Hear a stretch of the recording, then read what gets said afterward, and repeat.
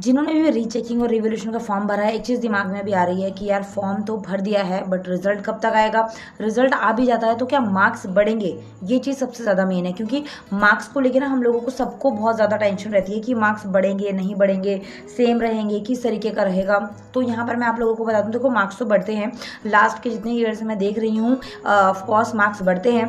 कई स्टूडेंट्स ऐसे होते हैं जिनके marks as it is same रह जाते हैं, कईयों के कम भी हो जाते हैं। वो हैं जिनको जो तुक्के में फॉर्म को भरते हैं, ठीक है, कि हमने करा है चलो 2-4 नंबर लग रहा है और भर देते हैं, कोई बात नहीं निकल जाएंगे, ऐसा नहीं। बट जिनके बिल्कुल अनएक्सपेक्टेड मार्क्स आते हैं ना, उनके तो ऑफकोर्स बढ़ते हैं। जैसे पढ़ने वाला बच्चा है अगर, और वो 50-55 नंबर से ऊपर का करके आया है, 50 नंबर का करके आया है, 40 नंबर का करके आया है, उसको दे रखे 5, 7, 8, 4 नंबर, 12 नंबर, तो उस कंडीशन में उसके मार्क्स ऑफकोर्स बढ़ते हैं, ठीक है।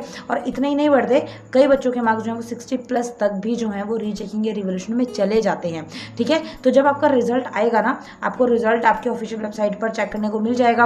एक वीडियो भी मैं क्रिएट कर दूंगी, साथ साथ मैं इन्फॉर्मेशन देती रहती हूँ आप लोगों को, सो दैट आप लोगों को ना पता रहे कि हाँ इस तरीके से चेक करना है। अब आएगा, अब नहीं आएगा, रिजल्ट आना बस शुरू हो जाएगा कुछ दिनों में, टेंशन मत लीजिए आप लोग, क्योंकि इतना ज़्यादा टाइम ये लोग नहीं लेंगे। 1 तारीख को रिजल्ट जो है, बच्चों ने 1-2 तारीख को फॉर्म निकले थे, तब से बच्चों ने फॉर्म भरे, 13-14 दिन हो गए हैं, तो 15 दिन तक आई थिंक रिजल्ट जो है वो आ जाना चाहिए। 15 से 20 दिन ही रिजल्ट में लगते हैं, तो रिजल्ट आना धीरे धीरे शुरू हो जाएगा। जिन्होंने पहले भरा था उनका पहले आएगा। टाइम पर एक बच्चे के 4 मार्क्स थे और उसने रीचेकिंग का फॉर्म भरा था, नॉट रिवोल्यूशन, ठीक है, रीचेकिंग का फॉर्म भरा था, उसके 62 मार्क्स आए थे, ठीक है, मेरा ही स्टूडेंट था वो, और बिल्कुल अनएक्सपेक्टेड मार्क्स थे, जो कि मुझे खुद ही यकीन नहीं हुआ था। मैं खुद ही, धरती जो है वो हिल गई थी ज़मीन से, कितने कम नंबर कैसे हो गए, मतलब पढ़ने वाला बच्चा था ऑफकोर्स। तो इसलिए गलतियां होती हैं बोर्ड से भी, ठीक है, तो इस चीज़ में आप लोग नेगेटिव मत सोचिए।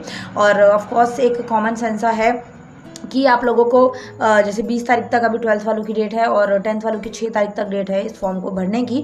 तो रीचेकिंग की फीस बच्चा कम है, रिवोल्यूशन की थोड़ी सी ज़्यादा है, तो ऑफकोर्स आप अंदाज़ा लगा सकते हैं कि अगर आप अफोर्ड कर सकते हैं ना, तो प्लीज़ रिवोल्यूशन ही भरिएगा, ठीक है। रीचेकिंग वो भरिए जो बहुत ज़्यादा श्योर हैं, मतलब 200% श्योर हैं कि पेपर अच्छा गया था। रीटोटलिंग में दिक्कत हो सकती है, सारे क्वेश्चन चेक कर रहे हो या नहीं, वरना क्योंकि क्वेश्चन अगर करे होते ना तो मार्क्स मिल जाएंगे, अगर चेकिंग सारी है तो ये चीज़ अगर है तो रीचेकिंग पर जाइएगा। वरना अफोर्ड कर सकते हैं तो आपको 1000 रुपये खर्च करने पड़ेंगे, बट आपका साल बच जाएगा अगर आप रीवैल्यूएशन की तरफ जाते हैं, ठीक है। 1000 रुपये उसका सब्जेक्ट चार्ज है, पर सब्जेक्ट 1000 रुपये आपको पे करने पड़ेंगे, बट आपकी शीट पूरी की पूरी दोबारा चेक होगी, ठीक है। दोबारा से टीचर्स अपॉइंट होंगे और दोबारा से आपकी शीट पे पुराने मार्क्स को हाइड करके न्यू मार्क्स के तहत चेकिंग की जाएगी। और ये कहीं ना कहीं एक अच्छी प्रोसेस होती है, इसमें थोड़ी सी टीचर्स की मेहनत होती है, और हालांकि दोनों के अंदर ही बहुत प्रॉपर ध्यान दिया जाता है, क्योंकि उन्हें पता है कि बच्चा एक बार अलर्ट हो चुका है, उसने दोबारा से फॉर्म फिल किया है, दैट मीन कि he is not satisfied with his marks. तो वो चीज़ का भी थोड़ा सा फ़र्क पड़ता है कि आपको कितने मार्क्स मिलते हैं। इसलिए नेगेटिव होने की तो बिल्कुल ज़रूरत नहीं है, ठीक है, कि मार्क्स कितने आते हैं और किस तरीके से आते हैं, पास होंगे कि नहीं होंगे, हो जाओगे, थोड़ा सा टाइम वेट कर लो। और कहीं ना कहीं मुझे ऐसा लगता है कि रिजल्ट में थोड़ा सा टाइम लगेगा। 12th वालों की जो रीचेकिंग या रिवैल्यूएशन के फॉर्म की जो डेट है वो 20 तारीख तक है, तो 20 के बाद ही आपकी चेकिंग स्टार्ट होगी, ऐसा लग रहा है मुझे, ठीक है।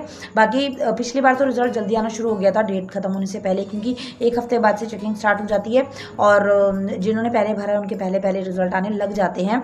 लेकिन जैसा कि पता ही है कि HBSC बोर्ड है और कुछ चीज़ फिक्स नहीं है, अभी भी रिजल्ट जो है वो एकदम सडन इन्होंने दिया, जो कि CBSE के मुकाबले भी बहुत ज़्यादा जल्दी आया था रिजल्ट, है ना। तो हम एक्सपेक्ट ही नहीं कर रहे थे इतना जल्दी हो जाएगा, क्योंकि जानते ही हैं भली भांति से अपने बोर्ड को हम, है ना। और ऐसे ही 10th वालों के लिए जो है वो 6 तारीख है लास्ट डेट, तो उससे पहले आप लोगों को फॉर्म फिल कर देना है और ट्राई करना है कि थोड़ा सा पॉजिटिव होकर ही फॉर्म को फिल करो।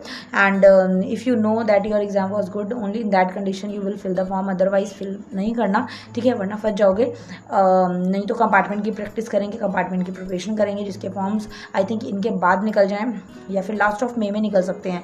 तो जैसा भी होगा मैं आप लोगों को अपडेट दे दूंगी। बट रीचेकिंग रिलेशन में मार्क्स बढ़ते हैं, ठीक है, ये एक फैक्ट है, रियलिटी है, सच्चाई है, इसीलिए तो ये प्रोसेस रखी गई है। तो अगर श्योर हैं तो फॉर्म को भर दीजिए, ओके। रिजल्ट आ जाएगा जल्दी, हफ्ते तक में रिजल्ट आना स्टार्ट हो जाएगा, मेरा दिल ऐसा बोल रहा है। और तब तक न्यू वीडियो मिलते हैं, चैनल को सब्सक्राइब रखें, बेल आइकन को प्रेस रखें, ऐसी अपडेट मिलती रहेंगी। Thank you, bye bye.